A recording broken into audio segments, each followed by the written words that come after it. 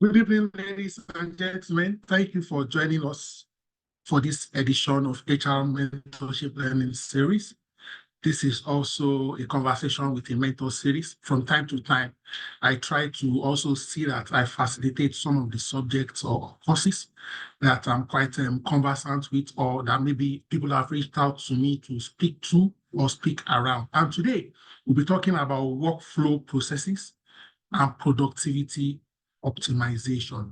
Workflow processes and productivity optimization. Somebody said to me, "So, I mean, when you speak or when you do a webinar, you don't mention your own profile." So I've decided not to assume that everybody knows me or is conversant with my career trajectory. So showing right now on the screen is just a one-pager, of my bio. As some of you know, I have a PhD in economics, University of Lagos. I work with the Lagos Business School. I'm a research fellow. I'm also a full member of the Chartered Institute of Personnel Management in Nigeria, and I am an elected council member. In other words, I serve on the governing council of the highest body in HR. I've worked in about 11 organizations. Before I ventured fully into academia, I was the head of human resources with Eternal PLC, a public liability company. I worked in different sectors, different industries, and so on and so forth. So that is just for the benefit of the one or two people who may not know me and just want to have a brief insight into my career trajectory. Moving on to the subject of the matter. Okay, you see, optimizing workflow process is something that will always be relevant. However, today in Nigeria, based on the current economic realities, based on the recent, for example, minimum wage legislation review, workforce optimization is even more critical and fundamental. If your organization, so to speak, was very buoyant before, in the last 1 year, things have changed. Macroeconomic realities, microeconomic realities, the purchasing power of your client customers, have been really affected. Foreign exchange. So each time you want to hire somebody or you want to do any HR program or initiative, your CFO, your MD will torchlight it. Even if the money is there, they want to ensure that we are getting value for money. So we need to optimize our workflow processes and we need to enhance productivity. In other words, we need to get more value for every naira, more value for every dollar, more value for every expenditure. Okay? And it is not just the responsibility of any management or board, but of HR and of line managers. Again, when I have the opportunity to engage with fellow HR professionals in forums such as this, I also try to get us to see that HR is not just the people who are in HR, who have HR titles. Everybody that is a line manager, that is a supervisor, is like an extension of HR. So the need for workflow processes is very key. Now, what is a workflow process? I don't want anybody to be in the dark as we progress in this journey. I want us to be on the same page, such that if this is your first exposure to, so to speak, workflow process and productivity, or you are a veteran in HR, I want everybody to pick significant takeaways from the session today. So please work with me. A workflow process is a sequence of interconnected tasks or activities that lead to a specific outcomes. Okay, activities, task, sequence of activities or sequence of tasks. Okay, however, it must lead to what? Outcome or results or eventualities. It defines the step required to complete a particular piece of work, often within a larger business process. So, for example, when you hire a new staff or you promote a staff or you do job change redesign, you typically give that employee like a job description, A job description likely is an overview of the day-to-day, week-to-week, month-on-month activities, duties, responsibilities of the employee. But workflow is how you get results on specific. Now, to even break it down a little more so that we get it. So, for example, many of us have, for certain processes in our organization, we have what we call SOP. What is SOP? Standard Operating Procedure. You can have, for example, a standard operating procedure for recruitment or a standard operating procedure for payment. Now, that document, that standard operating procedure typically will detail out the workflow processes involved in all the activities in recruitment or in payroll management or in manpower planning, as the case may be. So there are certain key elements in workflow. You have steps and activities.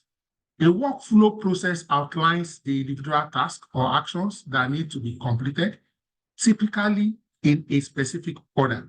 This could include tasks like data entry, approvals, reviews, or physical actions like assembling a product. So in the workflow, it could be an electronic action, it could be an approval action, it could be a physical evaluation or inspection or validation action.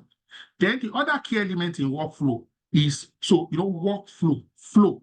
Flow means, when you say water is flowing, movement, continuous motion, progress. The workflow defines the order in which these tasks are completed. There may be what? Dependencies between tasks, where one task needs to be finished before another can begin. So, for example, if there are 6 processes in a piece of work, and you are supposed to do step 1, then you do step 2. Sometimes you may be able to do step 3 and 4 concurrently. Then you do step 5. Now, imagine you attempt to start with step 5 before you do step 1. In the chat box, what will happen? If you decide to do step 5 before you do step 1, in one word or in one phrase or one simple short sentence, what will happen if you don't follow that flow? So sometimes in organizations, in departments, in functions, because somebody or a team, a unit did not follow the flow, you will either get suboptimal outcomes, you get delayed outcomes, you get faulty outcomes, or you get incomplete outcomes. Ladies and gentlemen, again, in a typical workflow process, you have roles and responsibilities. Okay, the work process often assigns ownership or responsibility to each task, to what? Either a specific individual or a specific team or a department. This ensures that there is no what? Confusion. Okay, and there's accountability for each step completed. Then the final thing here, which is outcome. The ultimate goal of a workflow process is to achieve a specific outcome. This could be completion of a product, the delivery of a service, or a decision made. Thank you so much, my brother and colleague, Brian Aliyu. He said if you don't follow the flow, the project will fail what? Completely. And that is very, very critical. And that is why sometimes one of the most critical things HR can do for an organization is to help them set up their standard operating procedures. In other words, their workflow, so that, so to speak, the most efficient ways is followed logically to get results. Some of the benefits of a defined workflow will include, but not limited to, efficiency and consistency. So that, see, when you have a detailed workflow, it doesn't matter who in the team performs a function. Because we are following a method statement, we will do it almost the same way, excellently, and deliver results. If there's no workflow, you will see what we call like deviation. You will see variation in the quality of output. So when customer service agent A responds to a client A, then customer Client A calls the next day, and then customer service agent B responds. Because there is a script, there is a flow, there is a process, it will almost look like you are talking to the same agent. They've been trained to approach similar issues in a similar way. They've been given certain templates, certain frameworks to use, certain logic to approach assignment and task, certain questions to ask to seek clarity. They've been taught how to paraphrase to ensure they understand the query, the request, so that it can be done perfectly. Efficiency and consistency ensures that we get what result and we avoid errors. Again, in this age and time, you can't afford to make mistakes, especially avoidable ones. Every minute counts, every second counts. Again, workflow helps us to improve collaboration. It helps to promote communication and collaboration between team members as they understand their roles and the interdependency between units, subunits, departments, and so on and so forth. Then, workflow helps us to know, for example, if we drop the ball, who dropped the ball? When did we drop the ball? Workflow helps us in performance management. It helps to put task projects in a visible limelight.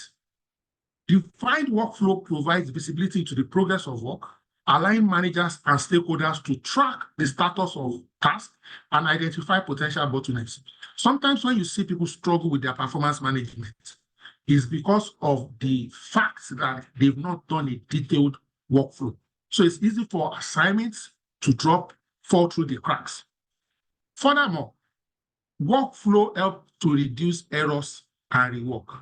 Okay, you save time, you also save resources. Let me just mention here that sometimes when you do like organizational design, or you are reviewing an organization's manpower or a department's manpower, you will realize that some organizations, some departments are overstaffed or sometimes understaffed. Why? They did not detail the workflow very well. It is when you have detailed the workflow, then you now check, for example, the volume and the quantity and the complexity and the time requirements for each portions of the flow. You'll now be able to say, okay, for example, you need 3 staff in this unit, or you need 7.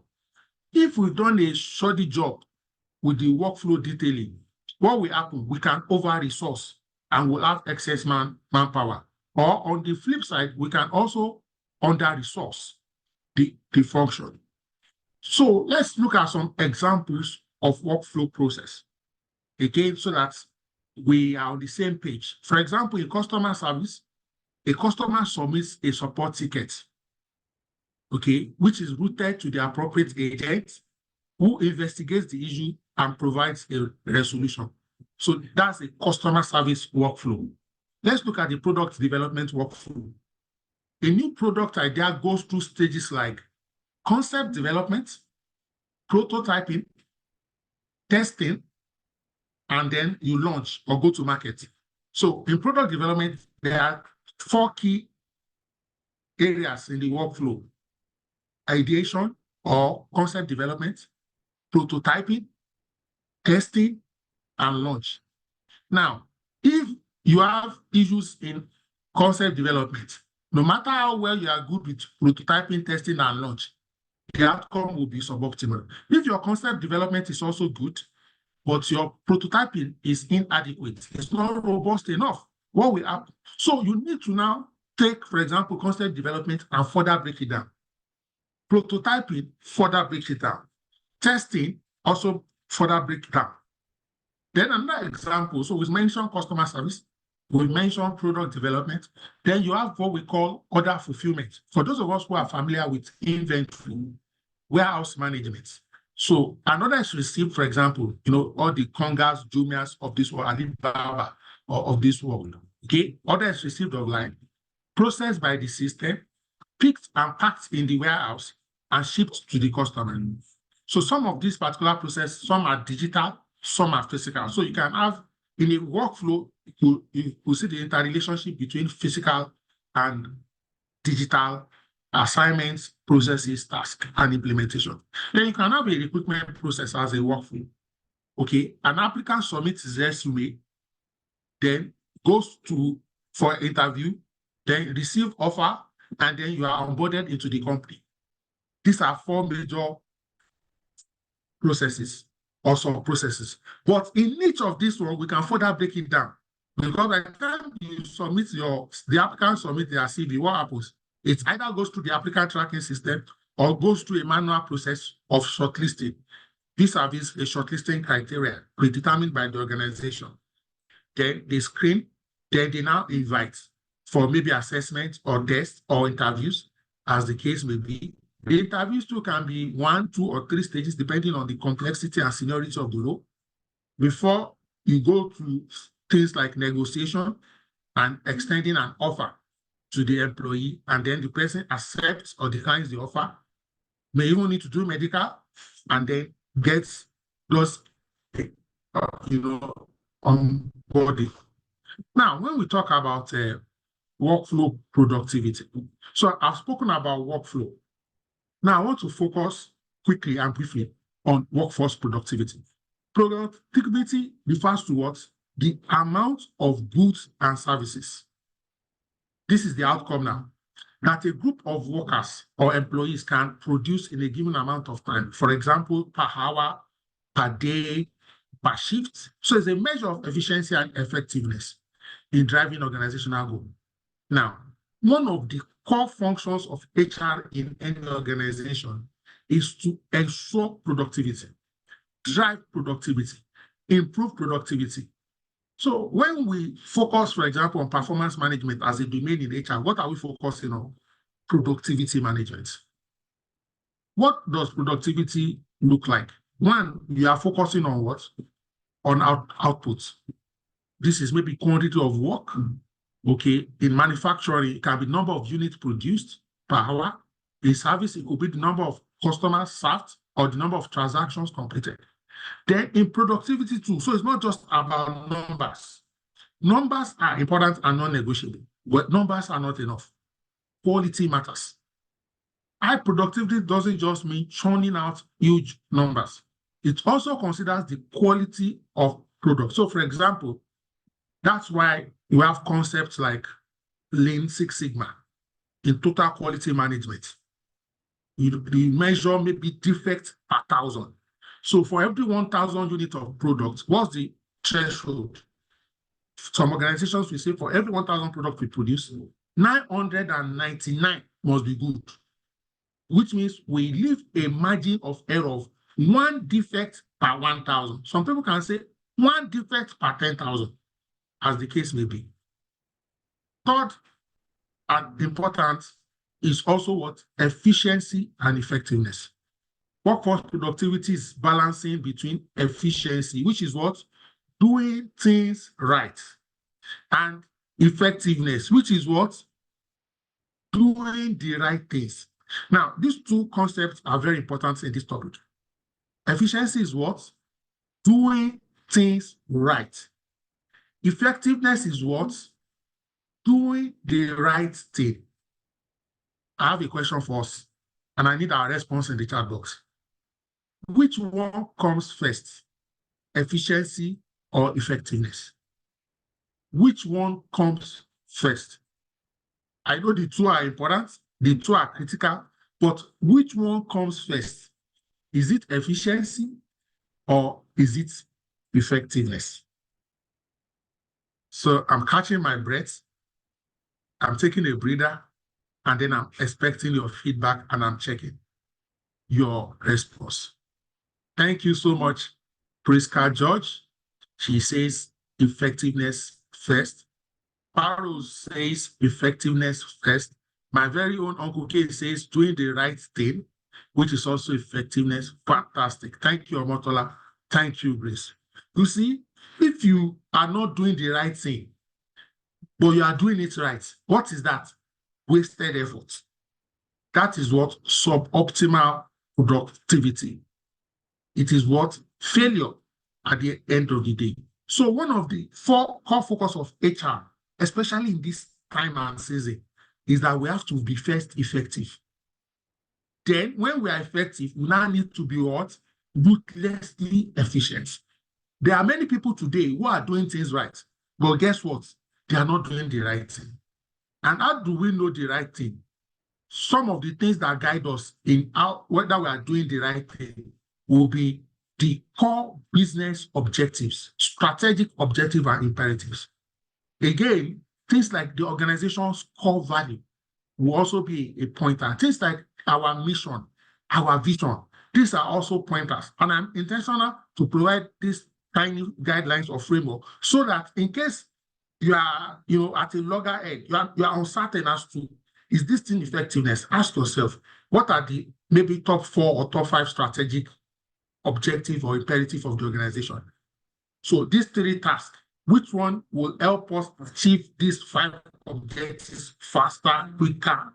Do you understand? Or in some instances, maybe they all weigh the same.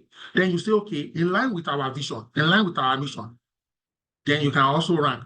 Or you can even say, in line with our core values, which one speaks more to all or most of our core values, so that you are effective, and then very critically, you are now effective. Now, several factors affect employee productivity. So we cannot leave employee productivity to chance. No, this is not gambling. It's not betting. Okay. Some of the factors include employee skills and training. Now, let me first speak to the skills and training. See, one of the biggest opportunities we have as HR working closely with line manager is the recruitment process. You see, I know that especially for established organizations, there's this focus on time to fill, even though there's also a focus on quality of hire. But I price or value quality of hire over time to fill. So I rather delay in hiring and hire the right person or a great person than hire quickly and then the person is shallow, does not have enough substance, does not meet the critical, non-negotiable capabilities. Ladies and gentlemen, so when we talk about employee skills, the first one is at the point of bringing them in. So if it is entry level or trainee or internship, fine. What are we looking for? Trainability. What are we looking for? The right attitude. How do we know the right attitude? What works for our organization and what works for our industry? So, for example, some organization may be, for example, fast-paced. Certain attitudinal disposition aligns with fast-paced organization. On the flip side, some organization too can be maybe laid back. And please, I don't want you to see laid back as a negative thing. Okay, there are certain industries that being laid back is what works there. It suits the dynamics and the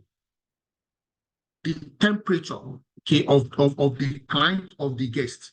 Are we together? So hire the right person, first of all. The next thing now, after you have hired the right people, is training, retraining, and continuous training. Look, you won't say because you hired Messi or Ronaldo to your football team. What happens in football clubs during the week is training. They are training every day before every match. Same thing. At work, we are working, but infused, embedded in our work is training. What are 2, 3 ways we are training? We are training on the job. There's what we call on-the-job training. We are training on the job. There's also what we call like maybe classroom training. So you want to determine, should your employees have 2 hours of classroom training every month? The method could be internal faculty-led. It could be webinar like you are doing right now. Can be they should watch a YouTube session somewhere. It could be on your learning management system platforms and so on and so forth. So a well-trained and skilled workforce is more likely to be productive. I'll give you an example. So because of the quality and quantity of training I have received, I've given myself, I've exposed to, the organizations I've worked, have put me through. If I spend 1 hour on a task, I kid you not, some people will spend 4 hours on the same task, and my output will be higher than them. 1 hour is 1 hour. But what about the 10,000 hours of practice before that 1 hour? and the other person has had 5,000 hours of practice. So training and then experience helps. So in your recruitment going forward, if you have to replace, the person coming in must be way better, significantly better than the person that has left. I don't care how great the person that has left. In fact, any new hire you have now, you bring onto your organization, onto your team now, your hiring managers, your line managers must say, "My, thank God Oluyemi left, because Felix that came is 3 times more productive than Oluyemi Adeosun." Are you following me? Then, technology and tools. You see, providing employees with the right tools and technologies can streamline work processes and improve efficiency. About 1 or 2 months ago, we did a session on employee collaboration and tools. Go and watch that video. Then in September, we're also going to do another session on tools, okay, and collaboration. Please watch out for it. So I won't dwell too much time. But technology and tools. You see, and again, let me quickly mention here that some of these tools are free, completely free. And some of the tools, we are using it. We just don't see it as a tool. WhatsApp is a tool. It's a platform. I've worked in places where just merely opening a WhatsApp group and put certain stakeholders or team members together while you are dropping information, seeking clarification on the go. It will save people time, to save people, stop people from making mistakes. It could serve as an informal or formal or near formal platform. Now, there are more maybe things like Slack and the other things like that. But please check. Sometimes, let me shock you, this one is even what is most strange. Sometimes I've met many people in many organizations, they actually have the tool, they are just not aware. So maybe you have Office 365. There may be 15 things you can do with the Office 365, and you'll be doing only 4 things. Please, this goes back to training. Call your IT people. They should show you what is on your Office 365 or whatever suite or platform you are using, and they should train you on all the modules. Do you know that it's not everybody, for example, that uses Outlook, that knows how to use calendar management? They just use Outlook for sending and receiving emails. They don't know how to send schedule meeting. And some people, for you to know, and you can confirm on this group, you will notice that if you have 100 staff in your organization and you have a meeting with the other staff, if you send them a meeting invite, 100 people now, that's 100%. In your organization, how many percentage estimate now typically accepts the meeting invites? I'm doing a test now. In your organization, if you send a meeting invite, maybe to 10 people or 50 people, 100 people, but assuming it's 100%, on the average, what percentage of 100% will actually, when you send, they receive that meeting invite, will click accept? On that platform, you will have maybe accept, you can even have decline, some you even have tentative. Now, I'm checking my WhatsApp now. Thank you so much, my brother and friend, my colleague, Wali Oromini. He says here that after effectiveness, you now think of how seamless and economical the process will be. Fantastic. Thank you so much, Omotola. Said 2%. Uncle K said 90%. I've worked in places that when you send mail to 100 people for a meeting, only 5 people. When you now see the rest, maybe in the walkway, in the cafeteria, I say, "Did you see the meeting, right?" They'll say, "Yes, we saw it." Why didn't you accept it? They don't know that acceptance. For example, when you accept it, for example, it's easier for it to now be like, serve as a reminder, maybe like 30 minutes or 15 minutes to the meeting. So we need to, those things like that, like meeting invites, if you want to meet your line manager or your colleague or boss, you can send a meeting invite and the person can accept or reschedule. Instead of you just going to knock and you are interrupting the person's thinking process. Again, in addition to technology and tools, with respect to productivity, work environment and culture is very important. Thank you so much, Okudero Ogbolabomoni. Acceptance can also help plan ahead. Fantastic. Sometimes if quite a number of people decline or ask to reschedule, you may get a feeler or a feeling that that proposed time is not best for the business. And then you move it all together instead of hoping and trusting that people will show up. Thank you so much, Omoni. Work environment and culture. Now, environment can include, for the purpose of tonight's conversation, environment can include, for example, ambience, the look and feel, for example, the quality of the chair, the table, how the illumination, are we packed like sardine? I don't know if you understand what I mean. Are you choked? Or is the spacing reasonable enough for some level of privacy, but also for some level of interaction and engagement? So if the space is too wide, there are counterproductive effects. If it's also too choked, there can also be counterproductive effects. So that could be environment. A bank that we all know, let me give you a hint, they like orange a lot. A friend of mine who worked there told me that they typically paint their bank every six months. I said, what? I said, all branches. He said, yes. He said, the look and feel of the bank must always be what? Great. That if it is not good, it has psychological effects on customers and even on employee productivity. And it's everywhere. Don't say, oh, it's just the driver's lounge. Can it be as beautiful as can be? Don't say it's just the cafeteria. That's why if you check certain organizations, I'll mention a few. For example, Google, Microsoft, their office is almost, in quotes, like paradise. You know, I remember the first major place that I worked, I won't mention the place, that had a great look and feel. Guess what happened? In my first 1 month of working there, I repainted my house. I changed my interior. Why? I was no longer looking forward to going to my house because of the creativity. I had to invest a little in my own private apartment because I say, no, I can't be leaving work and then be going to a dojo. Look and feel. Culture now is now the softer side. So you can have a beautiful office, but it's toxic. Your colleague, senior, junior, peer wants to ask you a question. They are afraid that if you ask him a question now, will he respond sarcastically or rudely? Or will he say, oh, isn't that a dumb question?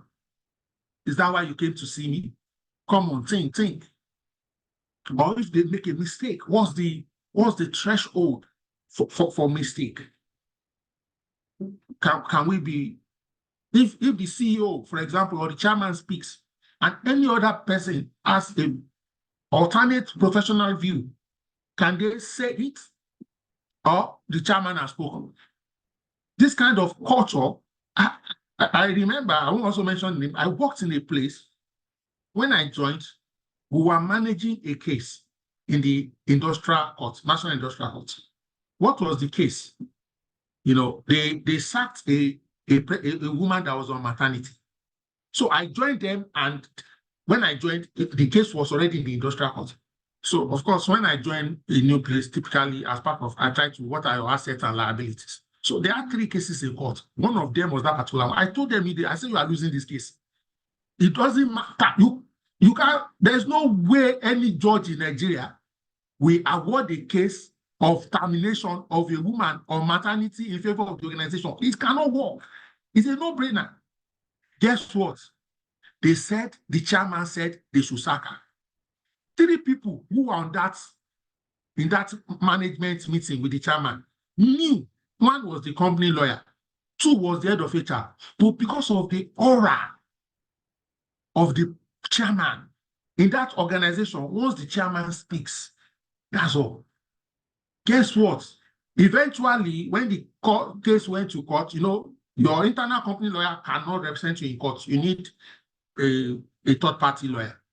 So, you know, a third-party lawyer will be more objective. The first thing the third-party lawyer said is, how did you make this mistake? Imagine, you know, a son said, we are going to lose this case. The only thing we can do is buy time, try and look for adjournment. And he said, let's approach this person and settle out of court immediately. Even if this case takes 10 years, we are going to lose. Of course, they now reached out to the woman. Guess what? Some people to have briefed the woman that don't settle out of court. Stay in court, you are winning. Eventually, we won. You know, we lost the organization. When I say we, because I was part of the organization then. I remember that when the National Industrial Court awarded judgments and the amount we were going to pay, they even ordered us to pay in bank draft in 72 hours. That is the fastest payment approval we've ever done in that organization while I was there. Culture. Just because the chairman has spoken, nobody can raise a professional observation. Now, is that not a loss of productivity? The case, of course, must have held 10, 15 times. The company secretary, the head of HR, the 2, 3 witnesses, you will move to court. You know, court can adjourn, they can delay. Productivity. What led to that loss of productivity? Culture. Please, when we talk about diversity and inclusion, it's not just having enough male and female or having enough Igbo, Yoruba, and Hausa. There's what we call thought diversity. We must be able to allow dissenting voice politely. All of us cannot sleep and lie in the same direction. Management practices. So in the process of me elucidating on culture, I've also delved into management practice, effective leadership, communication, performance management practices are all crucial. Exactly. Thank you so much, Omoni. The office agronomy helps in office productivity. Some people don't know that some chairs that they are using over a space of, say, 1 year, 18 months, what will happen? Your employees will be having back pain. What will happen? They'll be visiting the hospital more, leading to absenteeism, or they need to be standing up more frequently. Now, let's look at what do you need to do. We've painted a scenario of the importance.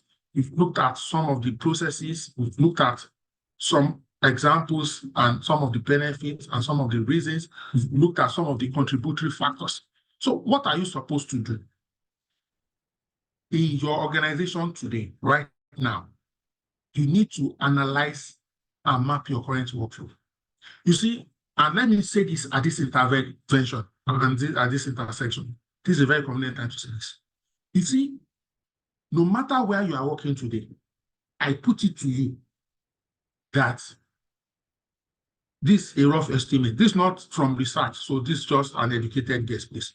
That at least 50 to 75% of your processes are not optimal. I'll say that again. That no matter where, even in a multinational, I put it to you that as at today, emphasis is as today. You know why? See, maybe 5 years ago, 2 years ago, when that service level agreement, when that standard operating procedure, when that method statement was put together, it was optimal 3 years ago.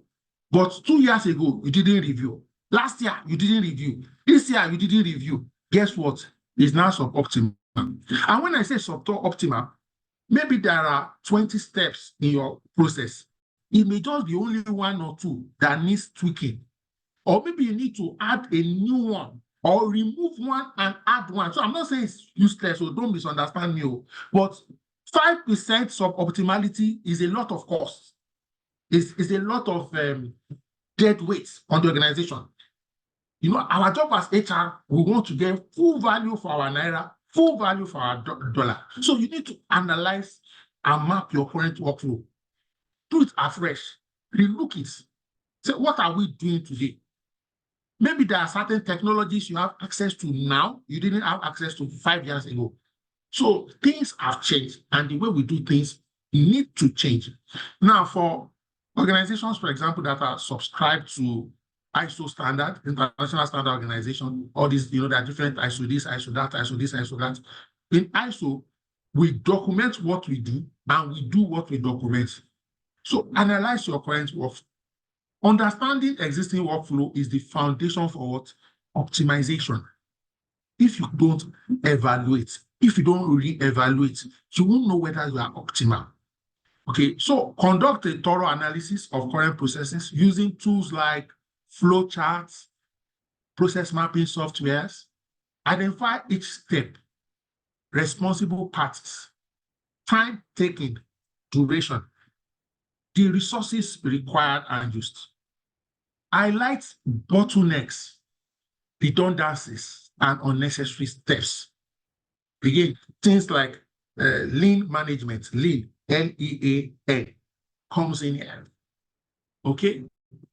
Leverage technology and tools, utilize the right tools, can automate and simplify tasks. Now, once you have analyzed, once you have mapped, you want to see what tools do you have and which tools, for example, can you leverage on. So examples of some tools, and some of these tools are like, they have similar capacities, capabilities, functionalities. Yeah, there'll be peculiarities, and there are more. This by no means exhaustive. So maybe Asana, Trello, Todoist to organize and track your tasks. Automation tools like Zapier or IFTTT for repetitive tasks. Productivity apps like Rescue Time to monitor and improve your productivity habits. You can adopt robotic process automation, RPA, for data entry and repetitive tasks. Now, let's quickly look at a case study. Ladies and gentlemen, I hope you can hear me loud and clear. I hope you are getting value for your time. I hope this session is adding value to you. I need you this week, okay, to add this process optimization or process review to your to-do list. If you can add it this week, at least this month, you need it.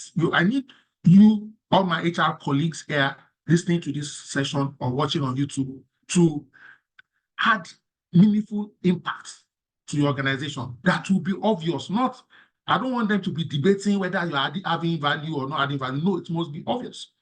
Now, our first case study, Tech Solutions. What was their challenge?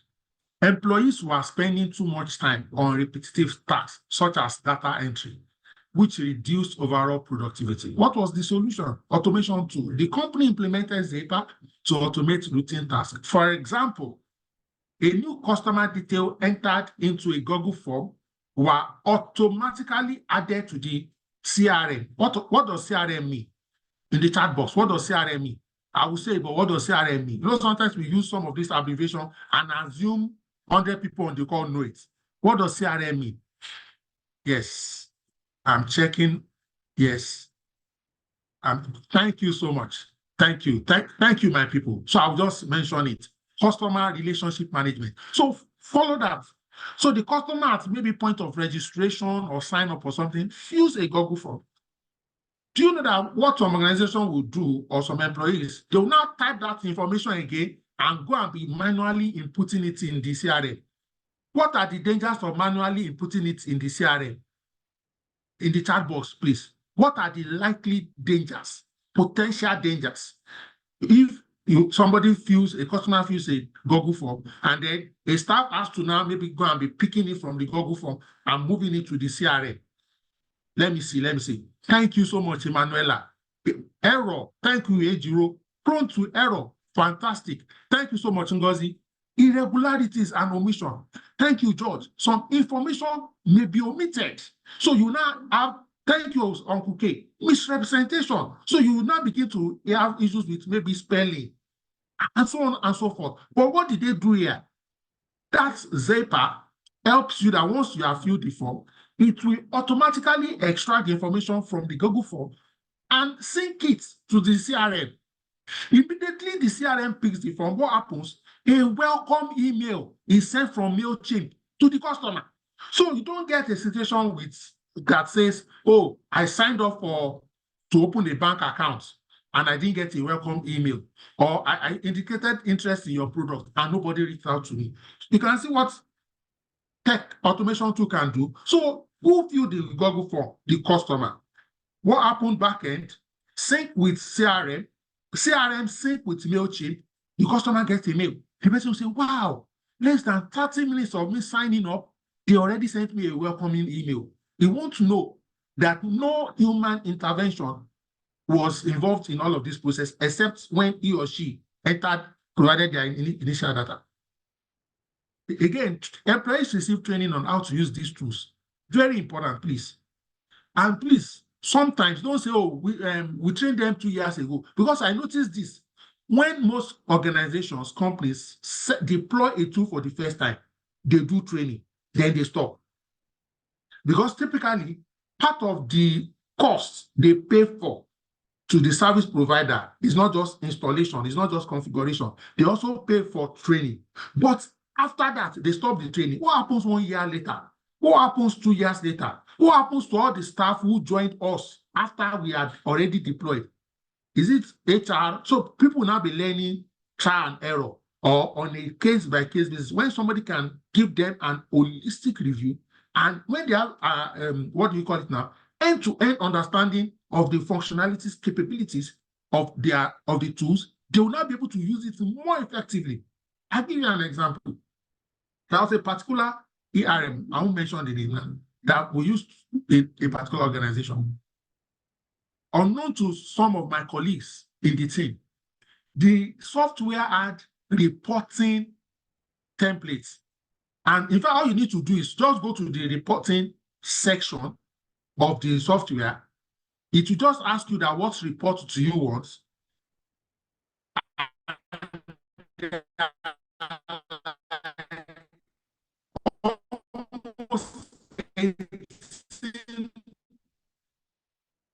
Template already there.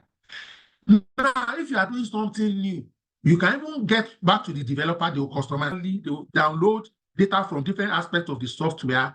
So you'll not be asking, where is this report? 1 week later, they are still on it. In the process, they will make mistake again. When with a click of a button, the ARP that they had access to will have generated it. What was the problem? Training. So sometimes, maybe every 6 months, some of these productivity tools, you do a refresher. You do a refresher. People who are like super users, people who are intermediate users, and people who are novice, so that you don't put all of them in the same class and you'll be dulling some people or you'll be speaking ahead of some people. So employee satisfaction. Results, time savings, automation reduce the time spent on data entry by 70%. Employee satisfaction, employees who are able to focus on more strategic tasks, improving their job satisfaction. Are we together? So, moving on, you need to foster a culture of continuous improvement, implement methodologies like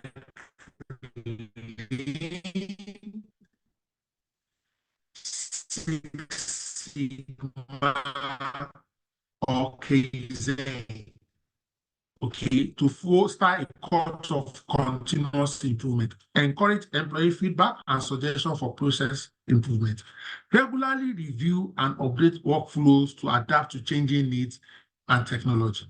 You also need to enhance communication and collaboration, okay? Use collaboration tools like Slack, Microsoft Teams, or Google Workspace to enhance team collaboration. I even add WhatsApp, Telegram, and so on and so forth. Establish regular check-ins, team meetings, and project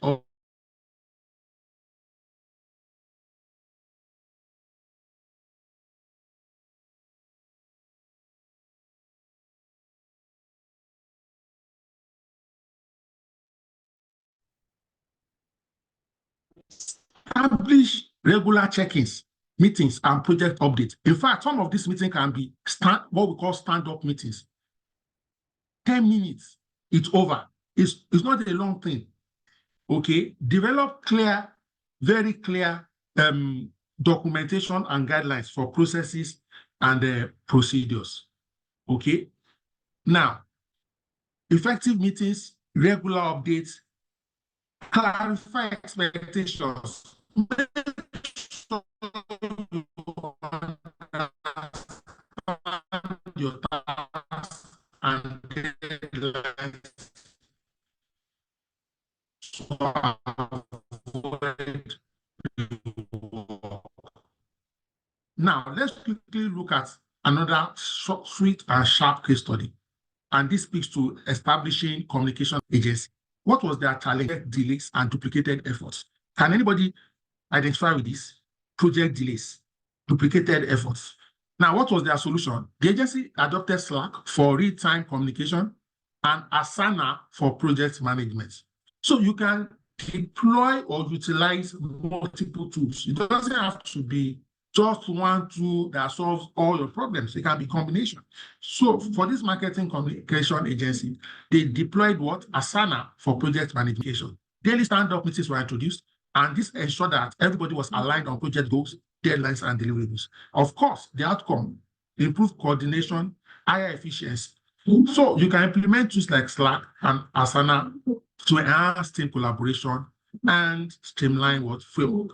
Again, you cannot talk about workforce optimization without KPIs, setting clear goals, smart, specific, measurable, achievable, relevant, and time-bound. And let me say this. So the goal we are working on this year, technically, for organizations that are on January to December, most likely we have set it maybe last year, November or December. Most organizations, I want to believe and assume that we have done mid-year review and mid-year recalibration.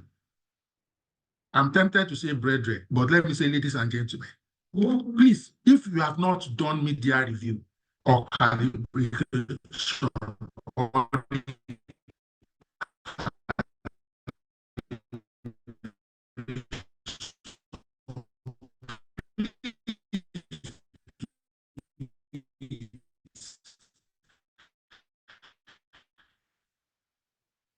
you see, when we set our goal last year, November, December, based on where we are and the information at our disposal, the only way we can have our view or the calibration. So for you, we no longer just say KPI. Don't say, be more productive in the last 4 or 5 months of the year and make up for any inadequacies or shortcomings that might have experienced. Okay. All right. So some metrics could include cycle time, error rate, customer satisfaction to assess productivity. Very, very important. We also need to optimize resource allocation, analyze resource utilization, identify areas of under or overutilization. Again, there are two extremes here. Underutilization is a problem. Overutilization is also what? A problem. What's underutilization? So maybe you have 6 floors for your office. But if it comes to your office Monday to Friday, you are in the real sense not using more than 4 floors. Maybe you are using what you call it, flexi working or remote working. It may make sense once your rent is due, instead of paying for 6 floors, reduce it to 4 floors because you have an underutilization problem. Or if your terms and conditions of the property, if you are not the owner, if your company is not the owner of the property, if you are the owner, you can sublet to other clients or people to use it or turn it to what do you call these meeting places. Look for any area in your organization that is underutilization and try and fix it. Then overutilization too can also be a problem because if you overutilize, it will most likely lead to what? Breakdown. It will lead to what? Damages. You know, when you flog something, the time it will break down, it will mess you up big time. So it's very important to cross-train employees to increase flexibility and adaptability in resource allocation. So, you know, things like job rotation, job shadowing. See, gone are the days that everybody, you can only do one thing. It's good though, but try and learn. Get everybody that. Yes, you may be the specialist, for example, in recruitment, but please come and learn L&D too. You may be the specialist in L&D. Please come and learn payroll. We must be able to, because the day is coming that downsizing may be inevitable. Are we together? We have to plan for it. You too, as an employee, as an individual, the more you can broaden your scope, your capabilities, the better for you. It will either secure your job where you are working now or even open you up to greater opportunities externally. So cross-train your employees to increase flexibility. In the last 4 weeks, in individual capacities, at forums and platforms, I've had to respond to people and also hear other people respond. You know, someone told me, that how can we be paying our tea girl 70,000 naira? She's just making tea. They said, how many times does she make tea in a day? That yes, there are days maybe when we have meetings, we have interviews, and she may have a lot of tea to make. I said, my sister, maybe you should consider having a cleaner and a tea girl combined. This is the cross-functionality, because you have cleaner. Is the cleaner too cleaning all day?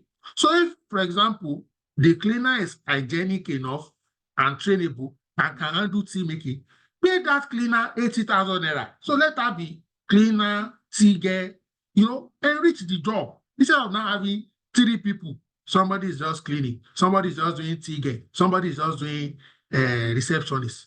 Please, cross-train and let people be able to do multiple things so that whatever we are paying them or we have to increase their pay to, it won't look like a burden or strain to the organization. The third case study, streamlining documents management. A firm services firm had a challenge with inefficiencies due to manual document handling and filing systems. What was the solution? They implemented a cloud-based document management system, DMS. For example, an example is DocuSign for e-signature. And let me dwell on this mountain a little. I had a lengthy call from one of our HR colleagues, a Nigerian but working in East Africa for a company owned by a Nigerian in East Africa. And she was, expressing her frustration. And part of her frustration had to do with what? Delays.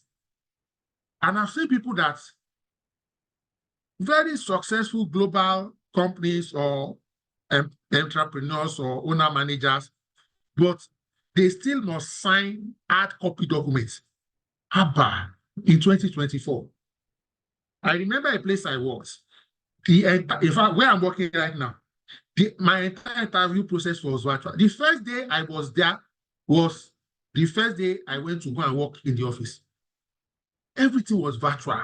E-signature, e-verification, and this is what document management system. So that it doesn't matter whether the person is on a plane, is in transit, is in Las Vegas, is in Miami, you will not be delaying productivity just because of your signature. This signature thing is part of the reason some companies don't pay salary on time or as at when due. They say they are waiting for chairman's signature or MD signature because he has to sign a manual voucher or check, as the case may be, even though, of course, there are certain controls, but these controls to have been replicated digitally. So digitalization of documents was done, making them easily accessible and retrievable. Okay, it reduced errors and duplication of effort. So we must focus on improving our management of time. Pomodoro or the Eshin hour. Someone asked me yesterday, William, how do you do it? In quotes, how do you do so many webinars? You are here, you are there, you have your 8 to 5, you are working, you have other responsibilities. These are some of the things I do. Even my family members know. If you reach out to them and say, oh, we want to come and visit you as a family on Saturday by 7, they will say no. Only Yemi will be in the webinar. Sunday, sometimes they say no. So they say come between 3 and 6. That's time blocking. It's not random. You've blocked time. It helps to minimize distraction by creating a focused work environment and setting clear boundaries. Don't forget that you are HR. So your job is to ensure that all your employees do these things. It's not just only you. Because if only you do it, that's what? Personal effectiveness. The essence of tonight's webinar is organizational effectiveness. So that you, the HR, are able to drive all the employees in the organization to achieve this. Yes, you should achieve it for yourself. So you use time tracking tools to monitor time spent on tasks and identify areas of improvement. Now, our colleagues who work in consulting, they are very familiar with this. They call it time sheets. In the chat box, if you have ever worked anywhere where you use time sheets, just maybe say yes or something in the chat box. timesheet. Now, let me just explain it so that somebody does not think it's something complicated. So a timesheet, of course, the timesheet I've used are largely electronic, but it can also be manual. So you can almost like maybe in Excel, timesheet is like 8 to 5. What are 8 to 9? What are you doing? 9 to 10. What are you doing? 10 to 11. In fact, you can use your Outlook calendar, for example, like a oil and gas servicing firm. For employees who are supervisors and below, they did their timesheets daily. What do I mean that they do it daily or we do it weekly? You will, so for example, I will fill my timesheet on Friday for next week.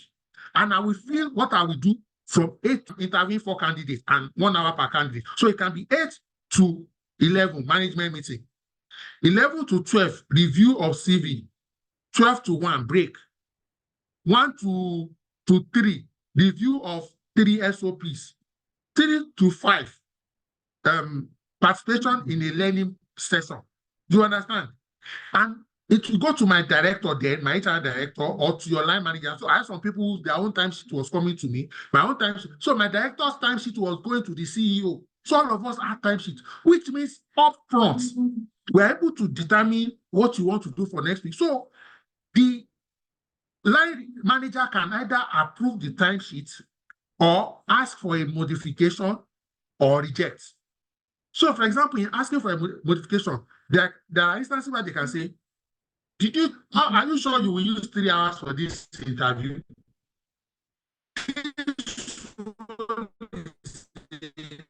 Technical role and senior role.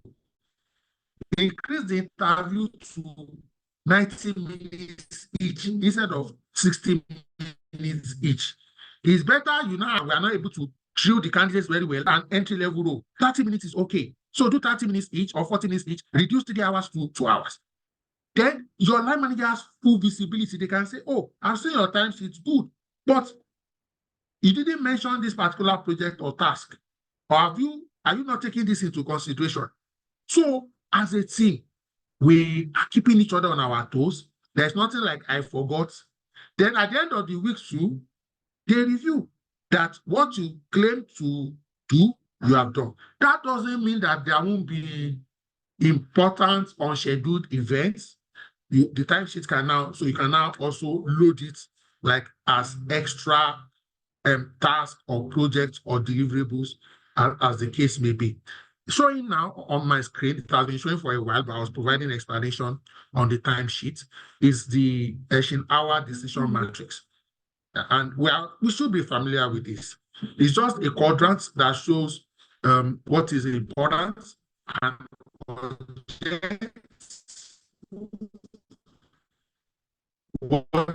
is not important and what is not urgent. So if it is important and urgent, what do? You do it. You schedule a time to do it. It can be tomorrow, it can be next week, a future time. If it is not important, what do? You can delegate it, maybe to a junior person or another person whose responsibility is not as important as your own, lesser task. Or if it is not important and it's not urgent at all, you can even eliminate it completely, or you can delete it. This second diagram also speaks to the same Eisenhower decision matrix. Are we together? So if you have 20 things to do, you may want to put the 20. Again, don't forget efficiency and effectiveness. So this decision matrix will also help you know what is a tier 1 assignment, what is a tier 2 assignment. Okay, very, very, very important. Set daily goals, define clear, achievable goals for each day to maintain, even in our personal lives. Okay, and it's not old-fashioned. Back in the days, we used to have diary. What most of us use our diary for, I know some people use diary to say, oh, Cynthia didn't greet me today. She didn't respond to my message, to keep malice or keep scores. No, most of us use our diary as a to-do list or for appointments. So still use it, and thankfully today, we even have virtual or digital diaries, and you have tools that can, serve as the same purpose. Now, when we talk about Pomodoro technique, it is like working in focused intervals. 25 minutes, 1 hour, 45 minutes. They're followed by short breaks. In other words, so you can have 40 minutes, maybe 8 to 8:40. Between that 8 to 8:40, ladies and gentlemen, you are not checking what's up. In quote, if your phone rings, you won't even look at it, except it's something that is a life and death matter. By 8:40, you will stop. You can take a 15 minutes break or 10 minutes break. That break, you can use it to stand up, walk around, go and say hello to your colleagues, or maybe you want to follow up on a transaction with another department, or you now want to quickly make your call, check your WhatsApp, check up with your nanny to see that your daughter is fine, those kind of things. 9 o'clock on the dot, you enter into your work again, another 40 minutes. Now, if you are doing 40 minutes and 10 minutes interval, and you do it 8 times a day, you'll be super productive, because each chalk that you block is dedicated to either a process, a project, a portion of work. Then let the people around you know too. So except it's super emergency or is a way senior person, maybe they say the MD is calling you, now tell them that I'm doing Pomodoro. Tell the MD I will come at 8:40. Please, I didn't teach you that one. No. You have to apply common sense. And hopefully the MD will not be calling you every day, enough for you to become that familiar to tell him that you're observing Pomodoro technique. So very, very simple, but very effective tools. Okay, so block the work, take a break, resume back the work, take a break, resume back the work, stand up, stretch, take a cup of water. If you are doing all these other things, then, relax, take your eyes off the screen, the intensity of illumination, and so on and so forth. So you come back refreshed. We are going to the 4th case study. Okay, the software development firm, their challenge was time management and task prioritization. They are developers. You know who developers are now? We are struggling with time management, leading to what? Missed deadlines. They introduced time blocking, where developers allocated specific time slots for focus meetings and breaks. Task prioritization was done using ancient hour matrix to focus on urgent and important tasks first. It led to increased focus. Developers reported higher levels of concentration and productivity during block time slots. Project deadlines were met more consistently, improving client satisfaction. So this is a tool, a technique, or a training you can even do for organizations. So I encourage you, for example, the YouTube recording of tonight's session, send it to your team to watch it at their convenience. It will improve there is nobody that joined this session tonight, including me, that is doing this session. My productivity is increasing even further. Okay, all right. So employee training and skills, we've spoken about that. Regular training and development, encourage participation in workshops, seminars, online courses relevant to people's roles, promote a learning culture where continuous improvement and skill enhancement are valued. Very, very, very, very important. Also need to foster a growth mindset. Okay, embrace challenges. View challenges as opportunities to learn and grow. Stay open to feedback. Accept constructive criticism as a tool forward improvement. Reflect also on failures. Don't let failures go to waste. Don't let crisis go to waste. Analyze setback to understand what went wrong and what we can do better. Okay, collaborate, use tools, review, reflect, weekly reviews. Spend time at the end of each week to review what you have accomplished and what you are planning for next week. Adjust your goals. Based on your reviews, adjust your goals, strategies to improve your workflow, celebrate successes, acknowledge and celebrate small wins to stay motivated. Again, you must conduct regular audit and assessments. Okay, schedule regular process audits to evaluate the effectiveness and efficiency of your workflow. So if you have internal audit departments in your organization, you can actually initiate and work with them so that HR and internal audit or internal audit audit everybody's workflow process. The conjunction with the line manager, like auditors will always say, this one is not a witch hunting exercise. So please, if your internal auditor has ever told you that Please let me know in the chat box. Maybe they came for an audit process, and the first thing or one of the first statements they utter is, this is not a witch hunting exercise. Then also let me know at the end of the audit process, did they actually feel like witch hunting or not?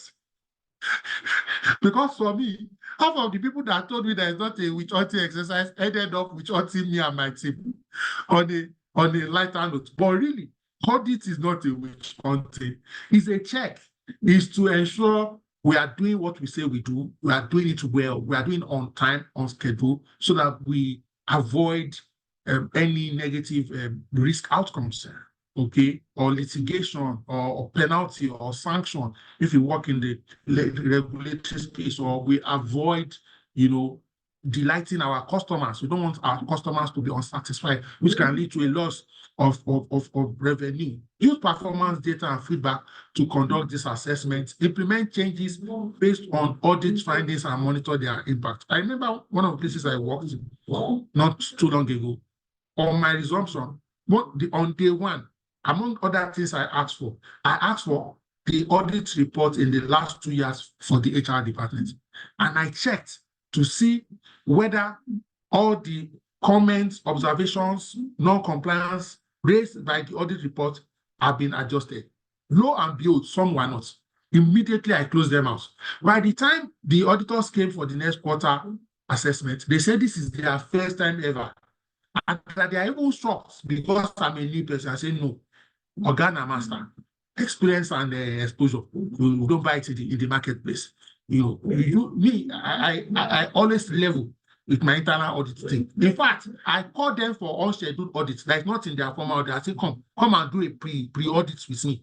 That one will not be documented, even though some of them will not beg us, HR, we use our time to do this thing. Let's report it. But again, it won't look like it's not a witch hunting exercise. So they will not even state that at the request of HR, we audited 3 processes. This was the observation, this were the recommendation. Of course, when they report it in management meeting, what will happen? Then you say, in fact, this thing you don't do for HR, extend it to the other departments. The other people now say, HR, your own is too much. We are dodging audit. You went to, I said, no, prevention is better than what? It's better than cure, okay? And we should see, we can even audit. So as HR, audit yourself. You can get maybe somebody in L&D to audit somebody in recruitment. Then get the person in recruitment to audit. Audit just means a fresh pair of eyes that is not biased and that is not immersed in the process, to look at it objectively. Ladies and gentlemen, if I don't speak about this, I will not be happy. Believe it or not, you need a healthy work-life balance to be productive. See, and that's why some of you who know me a little closely notice how I hardly miss any hangouts, whether it is HR mentorship hangout or hangout by any HR. But as long as I am aware and notified on time, I try my best. I play hard because I can't come and keep myself. Now, when you have team bonding initiatives, sports, games, table tennis, Scrabble, lineman's boom, what do you call it, sack race, anything that is fun. Okay, I know organizations today, they've set up fantasy Premier League for the men or interested women in the organization. During weekend, they are bantering on groups. Oh, my team beat your team. Anything that fosters energy. So a balanced life enhances productivity and reduces burnout. Set boundaries. Okay, clearly delineate work and personal time to avoid burnout. Okay, take breaks. Regular breaks during work hours can rejuvenate and maintain high productivity. If you have worked closely with Chinese firms, for example, let me just mention, since this is a good thing, Huawei or Huawei, I don't know how to pronounce it. I'm not Chinese. I'm not been to China just yet.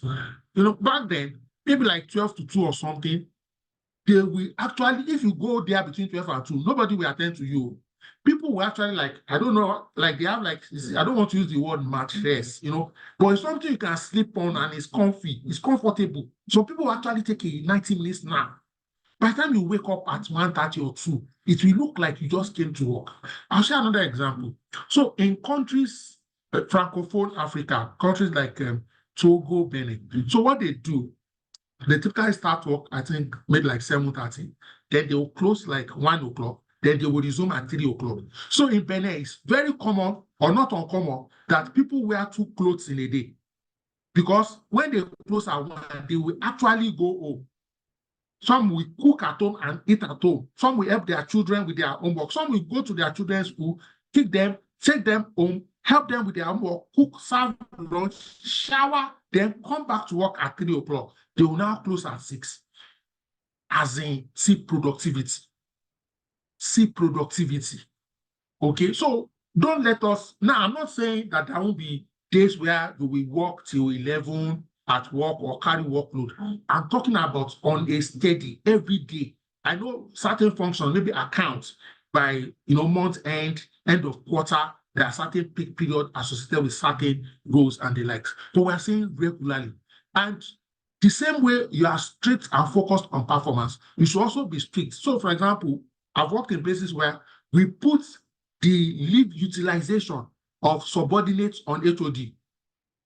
So, for example, 5% of an HOD's KPI was that 80% of their staff utilized 80% of their leave. Guess what happened that year? The leave utilization we experienced, we've never seen it before. The HOD go, they say, bros, this is October, you never go leave this year. Are you joking? People now be saying, Oga has changed though. Why is Oga chasing me for leave? Now lie, Oga no send you. If Oga won't kill you with work, but Oga no say in KPI go drop. That's how you infuse work-life balance. You make it a mandate, so it's no longer discretionary. So when employees, some line managers, okay, from the beginning of the year, maybe you are entitled to 20 days, at least 5 in Q1, 5 in Q2, 5 in Q3, 5 in Q4. If by mid-year or Q3, some HODs will now send a mail to HR, can you send me the leave utilization on my team? They want to check whether their KPI is dancing a willow lugumba. So build and maintain a healthy life work balance, please. Very, very important. Again, you will see that people will not fall sick. Our final case study for tonight. Oh, thank you so much, Ibrahim Ali. You said, even at my former organization, leave utilization was part of KPIs. Fantastic. And leave utilization is just an example. There can be other healthy work-life balance initiatives you can throw in the mix. Okay, and this case study is about a retail chain. The company faced inefficiency in its inventory management processes, leading to stockouts and overstock issues. They introduced Kaizen approach. Company adopted it for continuous improvement. Employees at all levels were encouraged to provide feedback and suggest improvements. Regular audits, inventory process were regularly audited. Improvements were implemented based on employee feedback. Employee levels became more accurate, reducing stock out by 40% and overstock, that's too much stock, by 30%. Employee engagements became better. They saw that their feedback was being taken into consideration and they felt more energized, ladies and gentlemen. So I won't dwell much on this. We've spoken a lot. I'll just stay here for like a minute or less. So benefit of enhancing workflow process and optimizing productivity to the organization, increase efficiency, streamline operations, faster turnaround, cost savings, reduce overhead, better resource utilization, improve quality, fewer errors, competitive advantage, agility, enhanced customer satisfaction, better service delivery. Then let's look at for employees.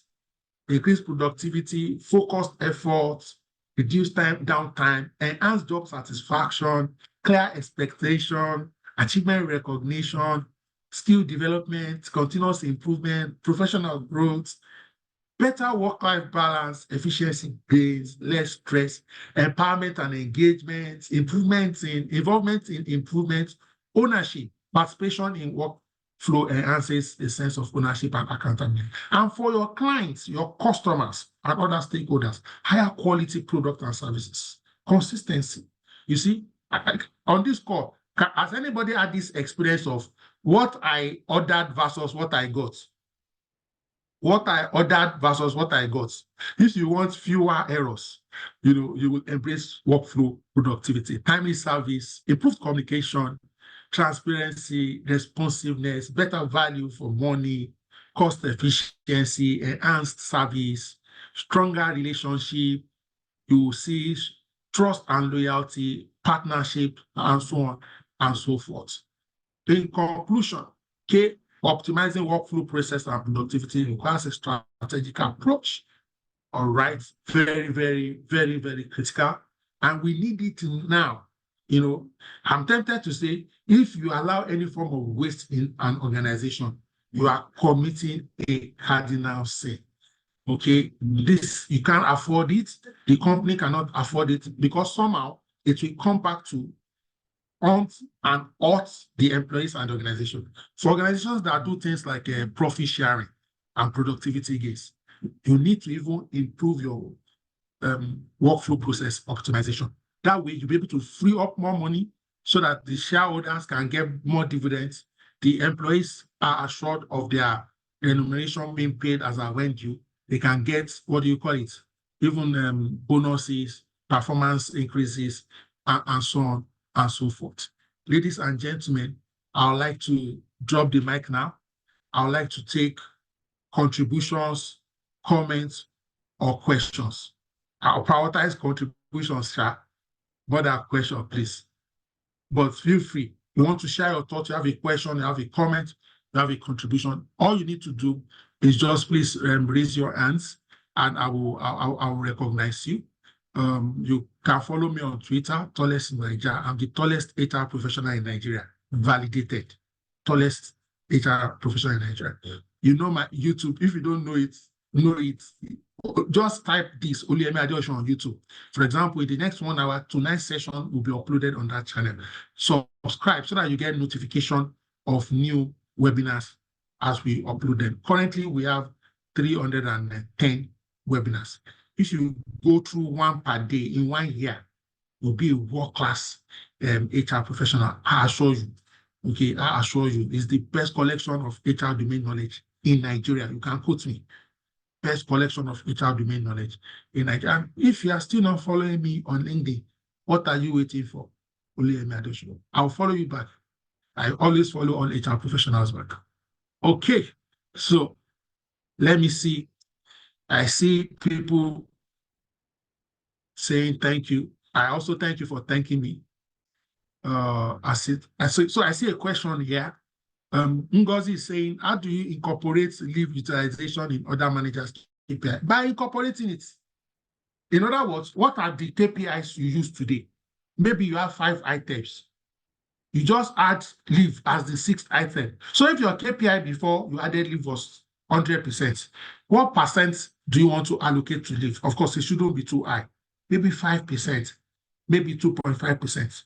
And then you don't add it this year, or it's too late to add it this year. You can add it for next year, so that when you just say, oh, the organization is taking work-life balance very seriously. So it will be part of your cardinal points, not negotiable, so that people know what it means. And you will now see that once you've done it early, maybe like November this year, they will be more involved with employee leave planning for 2025. They will also be less hesitant to be declining leave requests unreasonably, because they are also a stakeholder. So it will not be like they are doing the employees a favor. Douglas Arnold says, I'm happy to be on this platform. This is actually my first time on the live meeting. I already feel like a professional in the HR space. Thank you for this opportunity. Thank you so much. Thank you so much. Thank you, Olaliza. Thank you, Ijoma. I'm still checking. Okay, at least let somebody say thank you or say something. Their voice. Please, I don't want it to be only my voice tonight. So I'm checking. Madam Rita. Oh, yeah, come and say something, please. You know you're my sister, so I can always trust you anytime, any day. Let me see. Yes, I'm on Instagram. Tallest Niger. And I don't want to unmute everybody. So if you raise your hand, I will unmute you. You know, if I unmute everybody, some people will be in a party like I am beside the party. If you raise your hand, I will unmute you or make you co-host. I hope you know how to use the raise your hand button. So let me check here. Who is asking? So Oluwa Jafumi says, what is your take on travel expense scorecard? Honestly, I don't understand what that means. Please enlighten my ignorance. Enlighten my ignorance. But I assume that's either it has to do with admin or procurement. Okay, so maybe you have a budget for travel and you want people to adhere within that budget. Douglas, how now? Thank you. Yeah. Thank you, sir, for the opportunity. I'm really grateful, and I'm really learning a lot from you, sir. God will continue to bless your efforts. Amen. Thank you. Thank you. I'm checking to see. All right. Okay. So in the absence of no question, I would like to now unmute everybody if you want to say anything, including thanking me. It's okay. Let me quickly do that. Okay, Oluwaja Fumi, you can also speak, please. Okay, thank you so much for your insight and your quality feedback every time, so it's well appreciated. So what I meant by travel expense scorecard is, we're looking at a situation where several business units on a month-to-month basis begin to get their travel cost expense at the end of the month, so that they know where they're rightly seated within the budget. Then it also helps them for informed decision for other maybe subsequent months or potential trips, So that's what I was just referring to. Thank you. So it's just a function of, first of all, what's the need for travel or what's the need for movement? You need to validate it. It's not travel for travel's sake. What time? You also need to optimize the travel time.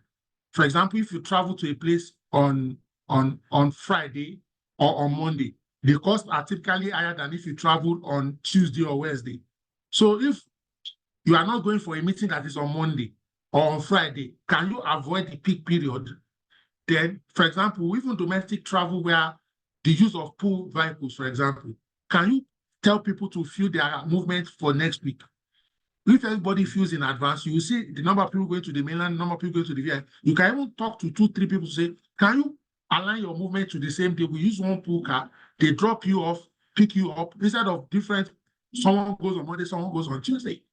Okay, so if the travel cost is a huge cost element, then you put it in the budget should be part of your balance scorecard anyway, financials, either adherence to budget or cost savings, as the case may be. So, but of course, again, if you've not put it already, it's not, except you do a recalibration and add it, but don't add it abruptly. You want people to have notice so that they can plan. Don't add it in retrospect, please.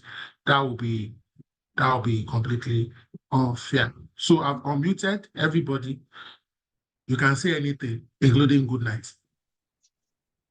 Thank you so much, sir, for your time. Thank you for pouring out your knowledge. Thank you so much, sir. May God bless you. Amen. Amen.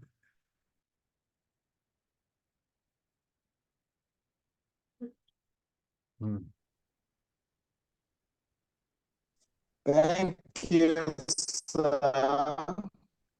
Thank Today you. was just a bomb, and I enjoyed myself. Yes, sir. God bless you, sir. And I do have a good Amen. Amen. Amen. Thank you so much. Thank you very much, sir, for the time. I Thank you, boss. learned a lot. Thank you. Indeed, it has been very, very educative. Thank you very much. We are grateful. Thank you. Thank you. Oh, thank you. Thank you. Thank you. Thank you. Thank you very much. Word is not enough to thank you for today's session. I'm grateful. It's so Thank wonderful. you so much for always taking time out to dish out from your wealth of knowledge free of charge to us. We do not